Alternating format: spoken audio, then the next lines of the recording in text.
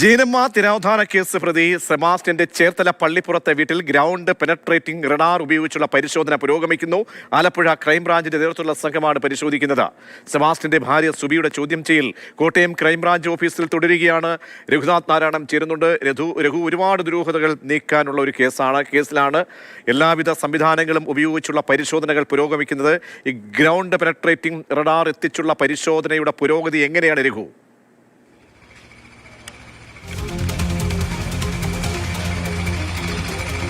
Prajeesh, national centre for earth സയൻസിലെ ഉദ്യോഗസ്ഥരാണ് ഈ ഗ്രൗണ്ട് പെനട്രേറ്റിംഗ് റഡാർ ഉപയോഗിച്ച് സെബാസ്റ്റ്യന്റെ ചേർത്തലയിലെ പള്ളിപ്പുറത്തുള്ള വീടിന്റെ പരിസരം മുഴുവൻ പരിശോധിച്ചത്. ആ റഡാർ നമ്മുടെ തൊട്ടടുത്ത് കാണാൻ വേണ്ടി സാധിക്കും.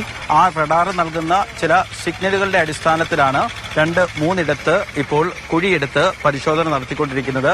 നമ്മൾ ആ ദൃശ്യങ്ങളിൽ നിന്ന് കാണാൻ വേണ്ടി സാധിക്കുന്നത് റഡാർ ഉപയോഗിച്ച് ഉദ്യോഗസ്ഥർ, കേന്ദ്ര ഗവൺമെന്റ് സ്ഥാപനമായ ഉദ്യോഗസ്ഥർ ആ വീടിന്റെ പരിസരം മുഴുവൻ 2 ഏക്കറോളം വരുന്ന സ്ഥലത്തിന്റെ തെക്കുഭാഗത്താണ് ഇപ്പോൾ പരിശോധന നടത്തിക്കൊണ്ടിരിക്കുന്നത്. അവർക്ക് ആ റഡാറിൽ കാണുന്ന ചില സിഗ്നലുകൾ ലഭിക്കുന്നുണ്ട്. അവിടെയാണ് അങ്ങനെ കിട്ടിയൊരു സിഗ്നൽ സ്ഥലത്താണ് ഇപ്പോൾ മണ്ണുമാന്തി യന്ത്രം ഉപയോഗിച്ച് പരിശോധന നടത്തുന്നത്. അവിടെ ഒരു തെങ്ങുണ്ടായിരുന്നു, ഒരു 10-20 വർഷത്തിലധികം പഴക്കം ചെന്നൊരു തെങ്ങായിരുന്നു. ആ തെങ്ങ് ഇളക്കി മാറ്റിക്കൊണ്ട് ആ തെങ്ങ് നിന്നിരുന്ന ഭാഗത്ത്, തെങ്ങിന്റെ വേര് താഴേക്ക് പോയ ഭാഗത്താണിപ്പോൾ പരിശോധന നടത്തിക്കൊണ്ടിരിക്കുന്നത്. 2-3 ഇതിനോടകം തന്നെ കുഴിയെടുത്തിരുന്നു. പക്ഷേ കാര്യമായ തെളിവുകളൊന്നും തന്നെ ലഭിച്ചിട്ടില്ല. കാരണം ഈ സെബാസ്റ്റ്യൻ അടിമുടി ദുരൂഹതയുള്ള മനുഷ്യനാണ്. ചോദ്യം ചെയ്തതിൽ പോലും അയാൾ യാതൊരുവിധമായ കാര്യങ്ങളും തുറന്ന് പറയുന്നില്ല. രാവിലെ ഈ റഡാർ ഉപയോഗിച്ച് വീടിനകത്തും പരിശോധന നടത്തിയിരുന്നു. ആ പരിശോധന തുടർന്നുകൊണ്ടിരിക്കുകയാണ്.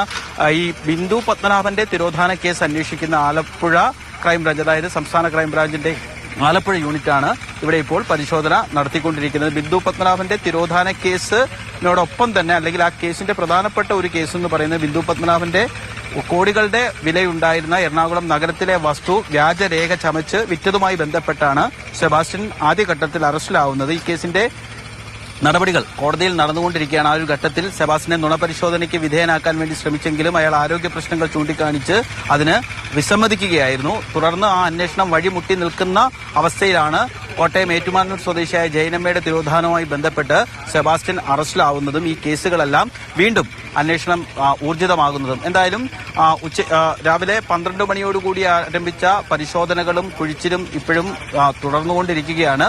പക്ഷേ കഴിഞ്ഞ ദിവസം 5-ാമത്തെ മിനിറ്റ് മരങ്ങളൊക്കെ തന്നെ വളർന്നു കിടക്കുന്ന ഒരു പ്രദേശമാണ് ഈ 2.5 ഏക്കറോളം വരുന്ന സെബാസ്റ്റ്യന്റെ ഭൂമി, നാട് എന്ന് പറയുന്നപ്പോൾ അവിടെയുള്ള പരിശോധനകൾ വളരെ പ്രധാനപ്പെട്ടതാണ്. 3 പേരുടെ തിരോധാനവുമായി ബന്ധപ്പെട്ട് ഉള്ള പ്രധാനപ്പെട്ട സൂചനകളൊക്കെ ലഭിക്കണം. അത് ഈ നൽകുന്ന സിഗ്നലുകൾ ഇപ്പോൾ ഇതിനോടകം തന്നെ ആരംഭിച്ചു കഴിഞ്ഞു. ഈ പരിശോധന ഗ്രൗണ്ട് പെനട്രേറ്റിംഗ് സിസ്റ്റം ഉപയോഗിച്ചുകൊണ്ട് അപ്പോൾ ഈ കാര്യമായ പുരോഗതിയിലേക്കുള്ള സിഗ്നലുകളൊക്കെ ലഭ്യമാകുന്നുണ്ട്. അപ്പോൾ ഇന്ന് തന്നെ പരിശോധന അവസാനിപ്പിക്കുമോ? മറ്റ് പരിശോധനയുമായി ബന്ധപ്പെട്ട നടപടികൾ ഇങ്ങനെ നീങ്ങുമ്പോൾ മറുവശത്ത് പറയുന്നത് പോലെ ദുരൂഹത നീക്കാൻ വേണ്ടിയുള്ള ചോദ്യം ചെയ്യലും വളരെ പ്രധാനപ്പെട്ടതായി നടക്കുന്നു. ഇനി എത്ര സമയം കൂടി പരിശോധനയ്ക്ക് സമയമെടുക്കുമെന്നാണ് ഉദ്യോഗസ്ഥർ പറയുന്നത്?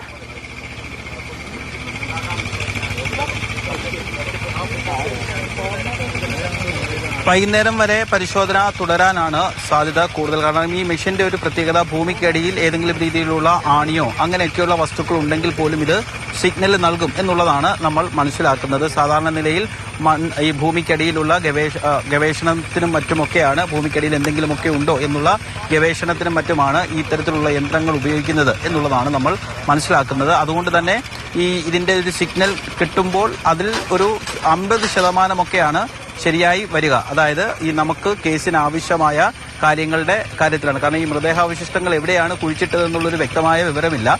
അതുകൊണ്ടാണ് ഈ പുരയിടം മുഴുവൻ പുല്ല്, ഇത് നമ്മൾ ആദ്യത്തെ ദിവസമൊക്കെ വരുമ്പോൾ ഇവിടെ നിറയെ പുല്ലായിരുന്നു, അതൊക്കെ വെട്ടിമാറ്റി പോലീസ് ഈ റഡാർ ഉപയോഗിച്ച് പരിശോധന നടത്തി അതിന്റെ സിഗ്നൽ ലഭിക്കുന്ന സ്ഥലത്ത് ദൃശ്യങ്ങളിൽ കാണുന്നത് പോലെ കുഴിച്ചുകൊണ്ടിരിക്കുന്നത്. 2-3 സ്ഥലത്തൊക്കെ കുഴിച്ചിട്ടും കാര്യമായ പുരോഗതിയില്ല എന്നുള്ളതാണ് മനസ്സിലാക്കുന്നത്.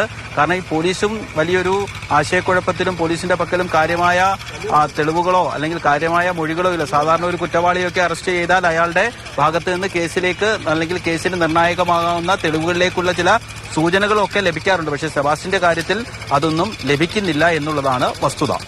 യെസ്, തീർച്ചയായും രഘു പറഞ്ഞതുപോലെയാണ് കാര്യങ്ങൾ. കാരണം സാധാരണ ഒരു കേസൊക്കെ ആണെങ്കിൽ അതിൽ പ്രതിയുടെ ഭാഗത്തു നിന്നും പ്രധാനപ്പെട്ട മൊഴികൾ നിർണായകമായി തന്നെ ലഭ്യമാകും. ഇത് ദൃക്സാക്ഷികളൊന്നുമില്ലാത്തൊരു കേസാണ്. അപ്പോൾ പോലീസ് ഒരു സീറോയിൽ നിന്നും തുടങ്ങുകയാണ്, ആ ഗ്രൗണ്ടിൽ നിന്നും തുടങ്ങുകയാണ്. ഒരുപാട് വെല്ലുവിളികൾ നിറഞ്ഞ ഒരു കേസാണ്. മാത്രമല്ല പ്രതി പഠിച്ച കള്ളനാണെന്ന് മനസ്സിലാക്കണം. ഒരു തരത്തിൽ പോലും പോലീസിനോട് അയയുന്നൊരു സമീപനം ഈ സെബാസ്റ്റ്യൻ എന്ന മനുഷ്യന്റെ ഭാഗത്തു നിന്നും ഉണ്ടായിട്ടില്ല. കൊടും ക്രിമിനലാണ്. അപ്പോൾ ഈ പരിശോധനയിൽ പ്രധാനപ്പെട്ട നിർണായക കാര്യങ്ങളൊക്കെ തന്നെ ഈ സാങ്കേതിക സംവിധാനങ്ങൾ ഉപയോഗിച്ചുള്ള പരിശോധന ലഭ്യമാകുമെന്ന പ്രതീക്ഷയിലാണ് ഇപ്പോൾ അന്വേഷണ സംഘം ഉള്ളത്. ഇനി